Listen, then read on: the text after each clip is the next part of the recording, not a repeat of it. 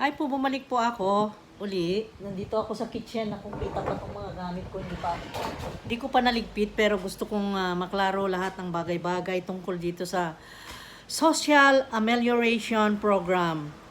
At ang gusto kong masagot ay itong tanong ng asawa ko kung sino raw ang mga kasali, at ang nakita raw niya online is that lahat daw ay dapat mabigyan. So, ngayon po ay gumawa ako nitong video to para medyo mahimasmasan tayo sa mga question natin. Kung hindi ko man maibigay lahat yung sagot ng inyong question ay sorry po. Pero ito ay kinukuha ko online ang kasagutan ng mga question ng asawa ko, at ito ay isi-share ko sa inyo dahil sabi niya, bakit daw nabasa niya at nakita niya sa online at lahat daw ng pamilya ay makatanggap ng assistance galing sa Social Amelioration Program. So, ito po. Andito po ang mga kasagutan galing din po sa gobyerno natin. Yung mga sinasabi nilang guidelines. So, yun. Sabi niya dito, Social Amelioration Program, how to qualify and how much can you receive? Ayan. Pinapakita po dito lahat ng dapat mong malaman. From Luzon, Visayas, and Mindanao, ito po yung guidelines. With the Luzon, Wide Enhanced Community Quarantine, ECQ, extended until April 30, and with no definite end in sight yet for COVID-19 global pandemic, many Filipinos are counting on the government for financial help. This is where its social amelioration program comes in. Kasi po tayo po, ito pong pandemic na COVID-19 ay wala pa pong definite na date kung kailan ma-end yung ating enhanced quarantine. That's why ito po ang problema natin. Kaya tayo binibigyan ng gobyerno ng social amelioration na pantawid natin itong 2 months tayong nakakulong sa bahay. So, i-continue ko, SAP is a cash emergency subsidy program, ESP, for 18 million Filipino families whose lives are greatly affected by the ECQ. It's mandated by the new law, the Bayanihan to Heal as One Act, which was signed by the President last March 25, 2020. Noong March 25 po yan, napirmahan ni President Duterte.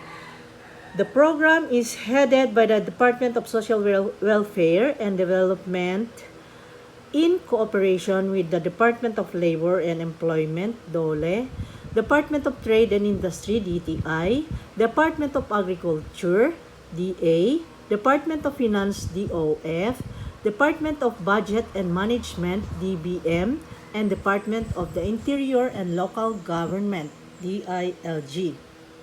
Ayan po. The first wave of the SAP's cash assistance has been distributed to qualified families but has raised several reactions and questions. Yun na nga po. Yung una nilang deliver nung mga natulungan nila nitong nakaraang pagbibigay nila ng mga ayuda ay na-question po, maraming pong reactions, lalo na po sa social media nakita naman po natin. Nagkakagulo, ang dami pong mga reaction na nakaka-touch, at yung iba nakakatakot na, nagpapatayan na kung ano-ano pong nangyari. Okay? So, the talk has even evolved into a debate about who's considered middle class or lower class. But here is an explainer how SAP works based on information the government has released. Ito na yon. Kaya tingnan natin at anagin nating mabuti. I-analyze nyo po itong babasahin natin. How much is SAP's cash assistance?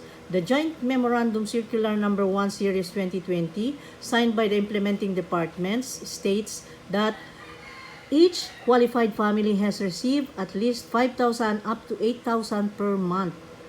5,000 to 8,000 pesos per month for 2 months for basic food, medicine, and toiletries. The amount varies depending on the prevailing regional minimum wage rates and takes into account the other subsidy programs in cash or in kind under the DSWD.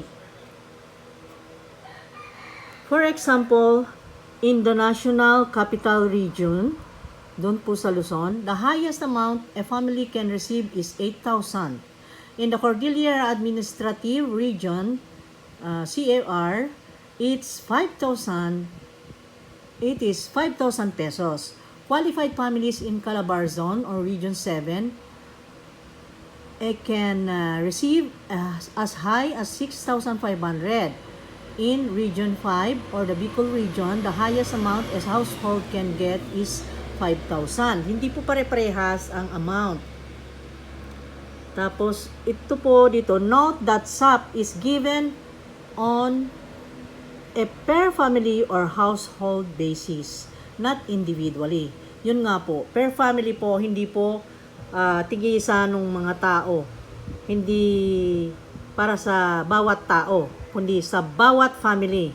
So, meaning, kung meron kang family of 7, halimbawa, mag-asawa, then 5 anak, isa lang po matatanggap. Kahit na ilang bilang kayo na members of the family, ang binibigyan po nila is the whole family. Okay? For that amount. Hindi yung tig-isa ninyo. Okay? Not individually, sabi niya. Even if your family checks more than one qualifying factor, you have a senior citizen and a pregnant member, it does not mean you get 2 cash aids. Families that live in one house or compound can apply separately. So, meaning, sa isang family, kung meron ka, halimbawa sa isang family, may isang senior citizen, and then may isa pang pregnant member, meaning, hindi ibig sabihin nun automatically, nabibigyan ka ng magkakaseparate. Kailangan i-apply mo doon sa office nila, sa DSWD. Okay? Halimbawa, yung senior citizen, i-apply mo, i-register mo sa ganun, ma-separate siya na mabigyan. Ganun. Doon sa pregnant, i-separate mo na i-apply or ipa-register sa DSWD para sa ganun siya ay mabigyan. Ganun. The government stressed that SAP's priority is family who need cash assistance the most, particularly those belonging in the informal sector whose livelihood has been most affected by the ECQ. Apart from the database of the national government, the DSWD also released the qualifying factors for households which we listed in detail below. Ayan, tignan natin in detail below. Ito na yung makakatanggap, guys. Ito, pakinggan nating mabuti. You or a family member, ang isang family member ay isang citizen. Is a citizen ay isang senior citizen or age 60 and above. Yan, qualified yan. You or a family member is a person with disability. Yun. You or a family member is pregnant or breastfeeding. Yun, qualified din. You or a family member is a solo parent. Qualified. Ito lahat po itong binabasa ko. Ito po ang description ng mga qualified doon sa sinasabing Social Amelioration Fund. Okay? You or a family member is an overseas Filipino worker in distress. Meaning, in distress, nandito sa bansa. This include of, ayan, ang explanation. This includes of Ws who were repatriated or banned to travel outside the country since January 2020 due to COVID-19 global health crisis. Your family is part of indigent and indigenous people. These are families or tribes certified as poor by field offices of the DSWD or National Household Targeting System for Poverty Reduction. Also included are families living in recognized ancestral grounds and who forage, hunt, and gather or part of informal workers as verified by the National Commission on Indigenous Peoples or Tribal Chieftain Council or Elders. Ayan, yan ang binasa ko. And then number 7, Your family is a part of underprivileged sector and homeless citizens. These are families whose income falls within the poverty threshold set by the National Economic and Development Authority. Families who are homeless, including those who live in makeshift dwelling units, are included. Ayun. Kita nyo? That was number 7. And number 8 is, you or a family member is part of the informal economy workers, including independent, self-employed, and small care producers and distributors of goods and services. Ayun yun guys. At ang description, sabi niya dito, close in parenthesis, scroll down for more details. At itong number 8 na ito, yan, kaya kung dinadahan-dahan dahil dito kami nakaangkop. Kami na pamilya ay nakaangkop dito. So meaning, kami po ay karapat-dapat din na maisali dyan sa Social Amelioration Fund. Okay? If you qualify, you will need proof of identification, certificates that show you were let go from your job, and other documents that support your claim. Ayun. Siguro pwede na yung ID. Wala naman pong office ngayon. Sino pong magpipirma kung close naman ang offices natin? Siguro naman yung mga ID na pagpapatunay. No? Ganun na lang siguro. And then, here, directly hired or occasional workers employed on an irregular basis and whose salary is entirely dependent upon completion of work he or she was hired to do. Plumber ba kaya dyan? Laundry, maid, etc. Ayun. Subcontracted workers as set by Articles 106 and 107 of the Labor Code. Nakikita nyo ba? Ayun yung binabasa ko. Ayan. Home workers, ito yung description ng number 8 guys. Ito yung pasok doon. Home workers or any person who performs his job in whole or in part at home which is purchased directly or indirectly by an employer. Family business that involves craft making or food production and processing. Ayan, kasali rin yan. House helpers or kasambahays as defined in the Kasambahay Law or the Domestic Workers Act of 2013 who are not receiving salaries from their employer or cannot report to work due to the quarantine. Ayan. Ito. Public transportation drivers or drivers of pedicabs, tricycles, jeepneys, buses, taxis, transport network companies, and transport network vehicle service such as Grab, Angkas, and Joyride drivers provided that the vehicles they drive are owned by another person and their income depends on the boundary system. Public transportation drivers who own the vehicles they drive are still eligible in their income solely depends on it. Ayan.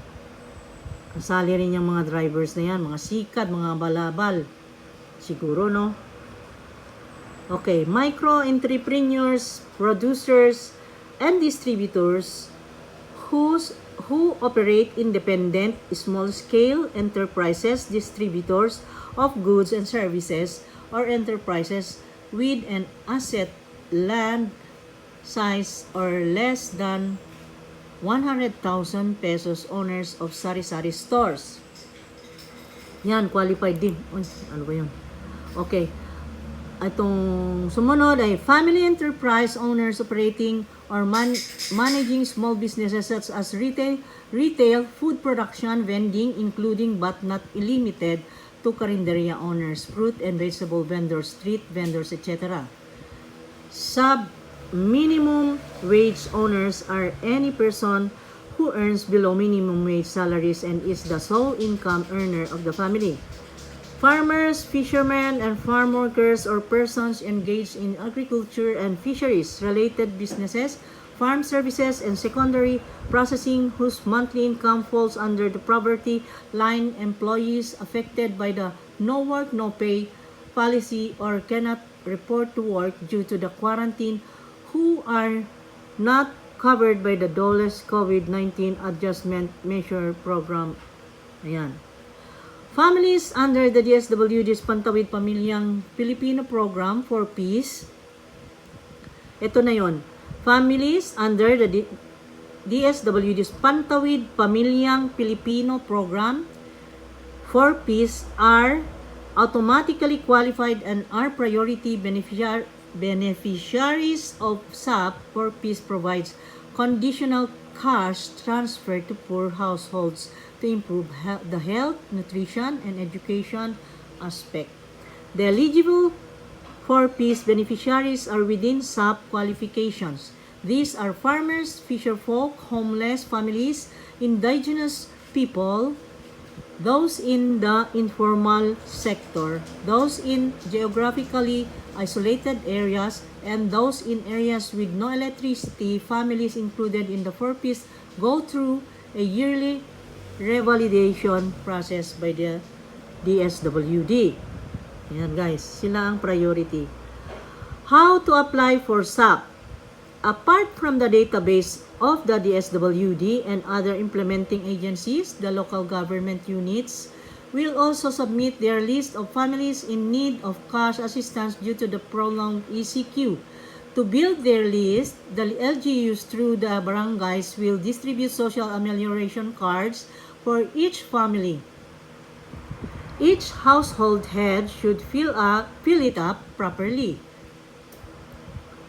This will be the DSWD's basis for validating if a family that's not in their database is qualified to receive SAP. Ayan. Klarong-klaro guys. Ha? Nandyan na lahat. Okay?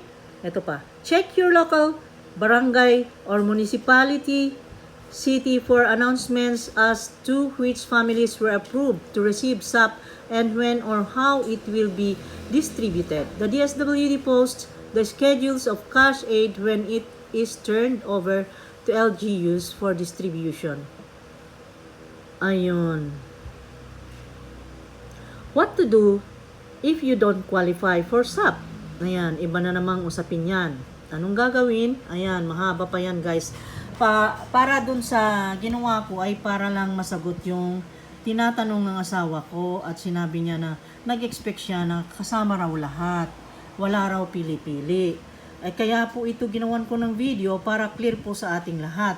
At ang nakita ko dito kung saan kami angkop ay dito po sa description ng number 8 dito po sa ang sabi niya dito, 'di ba?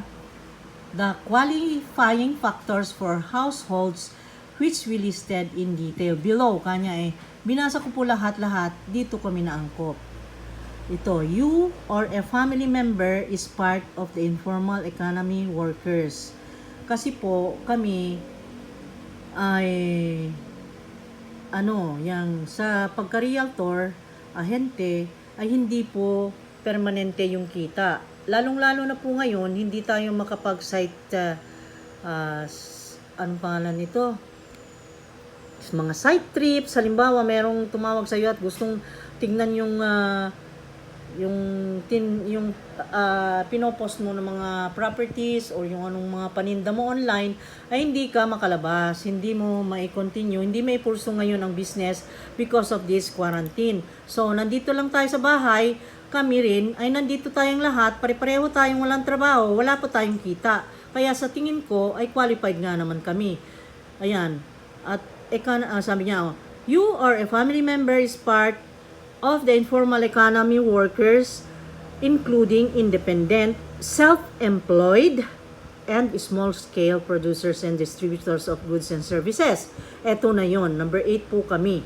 Ayan po, klarong-klaro po yan, na kami po ang na-describe dito, kaya po, tingin ko, ay kasali naman kami. Kaya naman pala, sabi ng asawa ko na lahat, kasi halos lahat na-mention dito na lahat ay bigyan itong Amelioration Fund kasi lahat po tayo ay naapektuhan itong quarantine. Kaya sana po lang sa mga nandyan sa barangay o sa DSWD o kung sino man dyan na nandyan na naatasan ng gobyerno ay maging honest, at sana naman ay walang pabor-pabor at wala na yung entertainin mo yung kapitbahay namin na chismoso. Huwag naman ganun, sisirain kami. Pati ba naman kayo na nandyan sa barangay ay nakikisali rin dyan sa gulo ng utak ng paranoid na na stalker namin? Huwag naman pong ganun. Huwag naman po kayong makisali at hindi nyo po alam ang ginagawa niyang kabalbalan sa amin at kademonyuhan. Na, maawa kayo sa amin pag nalaman nyo po, ewan ko po. Okay? So, yan lang po at nasagot na po yung question ng asawa ko nandito. At binasa ko po lahat in details, nandyan po.